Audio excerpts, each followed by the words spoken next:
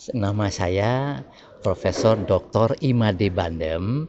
Saya dari Bali, dulu pernah menjabat Rektor Institut Seni Indonesia di Yogyakarta.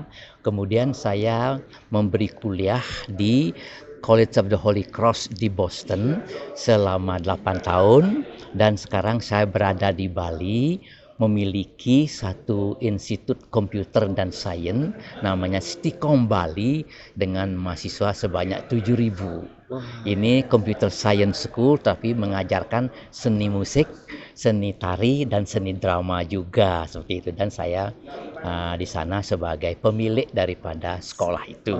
Oke, Prof.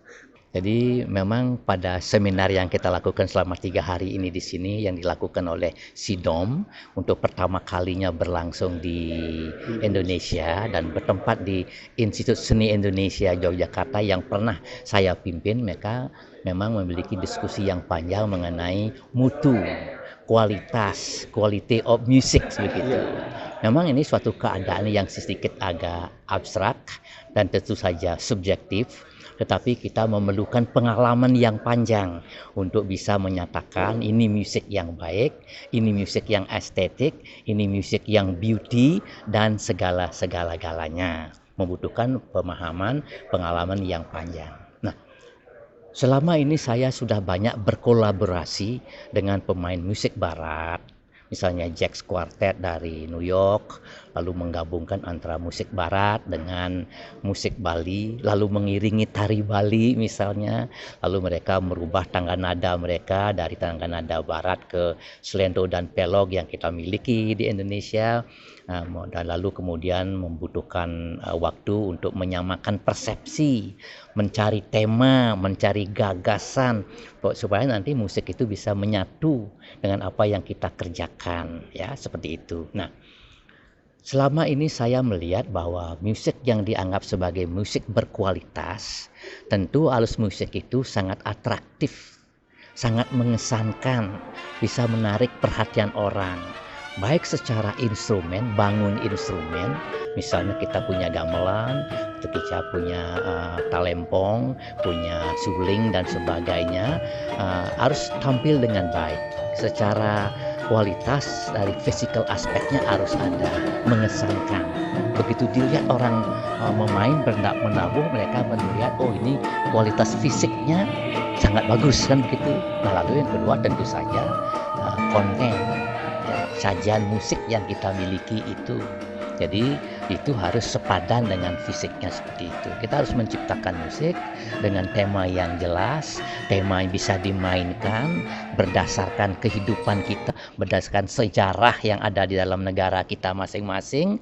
Lalu kita akan suatu musik dengan aspek-aspek musik yang kita sudah ketahui. Musik harus punya melodi, musik harus punya ritme, musik harus punya harmoni, musik harus punya dinamika dan lain-lainnya. Ini kita harus atur dengan sebaik-baiknya sesuai dengan tema. Dan itu penting sekali untuk menyatakan bahwa musik itu satu hal yang atraktif. Nah, yang kedua adalah musik harus beneficial, benefit, ada faedahnya. Jadi orang yang menonton punya kesan estetik, indah, beauty gitu. Itulah benefitnya mereka orang menonton. Ada untungnya kalau mereka melihat musik kita tampil seperti itu, tentu ada faedah bagi mereka secara estetis ya, secara estetis enak didengar kan begitu. Nah, lalu bagi kita juga yang menciptakan ya sama juga, kita belajar banyak, berpengalaman banyak sehingga mampu membuat suatu musik yang beauty dan indah seperti itu.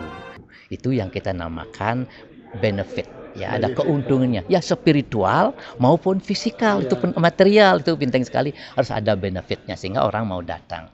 Nah, yang ketiga saya sebut sebagai congruent, sama dan sebangun. Apa yang kita tawarkan kepada publik mudah-mudahan tercapai. Kalau kita mengatakan musik kita bagus, the first, the best, kita harus berjuang keras untuk menyajikan suatu musik yang baik, terbaik bagi mereka. Itu yang saya namakan congruent. Nah, untuk memiliki musik yang berkualitas, musik itu kan universal, perlu ada identitas.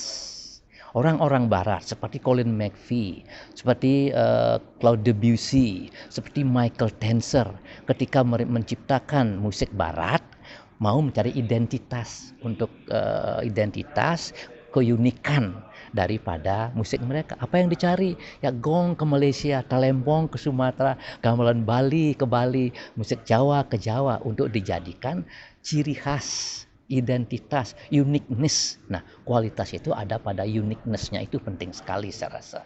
Ya, itu distinctive yang saya sebut sebagai distinctive.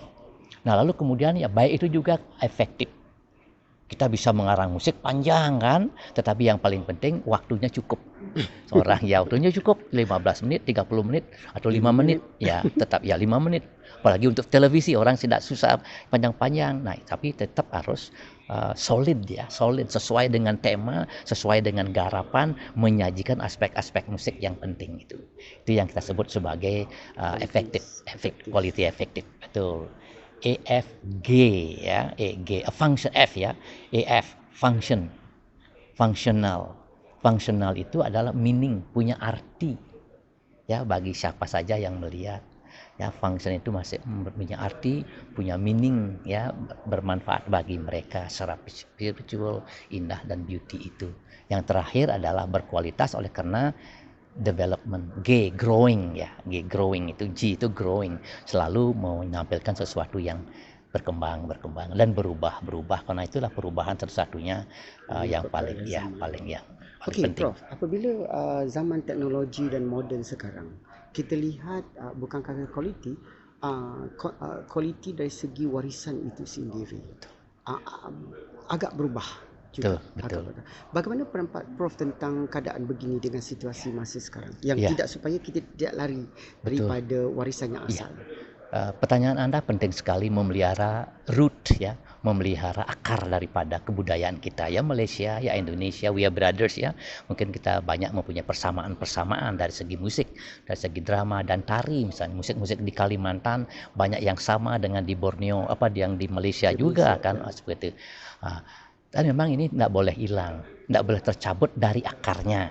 Pertama tentu saja kita melakukan revitalisasi.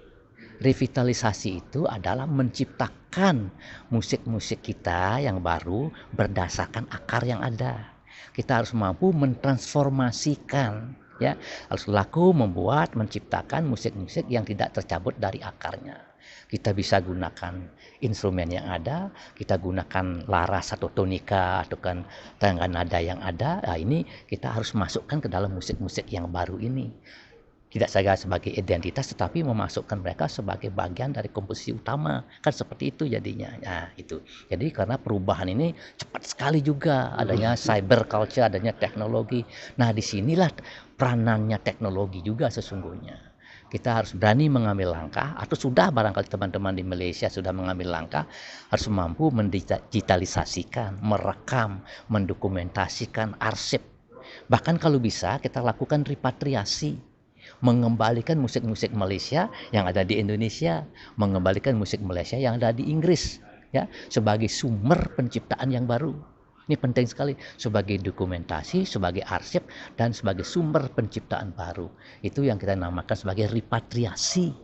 Ini penting sekali ya. Ini ini didorong pemerintah lah untuk membantu kita ini melakukan repatriasi, mengembalikan sebagai sumber penciptaan seperti itu. Dan ini peran teknologi.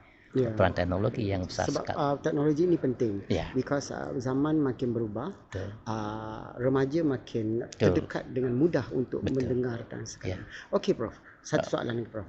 Okey, apa pandangan Prof apabila kita Nusantara, kadang-kadang sekarang masing-masing mengatakan ini muzik Malaysia, ini muzik Indonesia, sedangkan kita Nusantara sedang mereka mengatakan ini tidak, ini Indonesia punya, ini Malaysia punya. Bagi saya itu bukan masalahnya. Masalahnya sebab kita memang Nusantara. Dan kaum di Malaysia ada juga di Indonesia dan orang Indonesia. Maksudnya kita boleh tak bagi Prof mengatakan itu is mine, it's not yours. Bagaimana Ya, pendapat Prof tentang ini? tadi kan saya sudah katakan musik Anda bukan lebih baik dari musik saya. Kan itu tidak boleh sekarang begitu kan zaman terbuka ini. Apalagi kita di Nusantara ini. Yang penting ada dua hal yang kita pahami ketika kita berbicara masalah musik. Pertama, kita mengenal musik itu secara sensualitas, perasaan dulu, technical aspeknya kita ketahui. Genggong ada di Malaysia, genggong ada di Borneo, kan begitu. Jaran kepang ada di Jawa, jaran kepang juga ada di Malaysia. Kita punya sejarah hubungan Nusantara yang memang rapat sekali. Nah, sekarang masalahnya kita belum punya database. Itu yang penting. Penting, database itu penting yang kita bisa sharing bersama antara Malaysia dengan Indonesia, Nusantara. Tiba-tiba di Suriname juga ada sendera tari. Orang Jawa kan ke Suriname dulu banyak kan gitu. Tiba-tiba mereka klaim ada sendera tari, ini saya yang buat. Oke, silakan, itu kreativitas. Dasarnya sendera tari di Jawa, tetapi kita buat database bersama dari mana sejarahnya dulu kan begitu. Nah, ini antara Malaysia dan Indonesia perlu menyamakan persepsi database karena itu milik kita bersama. Nggak usah terlalu klaim ini dan itu, kita berklaim nggak ada gunanya sesungguhnya. Nah, ini pemahaman itu penting. Communication of music, memainkan musik, merasakan musik penting. Dan yang kedua, communication about music, intellectualizing musik, menulis tentang musik. Kan begitu, penelitian tentang musik. Nah, mengkaji tentang musik yang ini yang penting sekali, dan perlu ada joint research nih antara Malaysia dengan Indonesia semua. Jangan berkelahi. Tidak ada berkelahi. Enggak. Bahasa kita Indonesia bahasanya bahasa Melayu. Bahasa Melayu juga. Melayu. Kalau sudah begitu apalagi ya?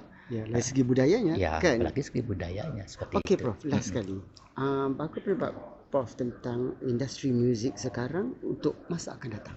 Ya, ini industri musik kan bagian daripada industri kultural seperti itu ya, dan dari industri kultural. Ya, memang ini sering sekali penciptaan musik untuk industri ini dibatasi oleh waktu, dibatasi oleh macam-macam ya, sehingga dia selalu akan menjadi musik bukan penciptaan di hulu tapi di hilir gitu ya, istilah seperti itu. Ini kita perlu hati-hati juga karena kita kan berdagang, istilahnya berdagang harus ada kualitas.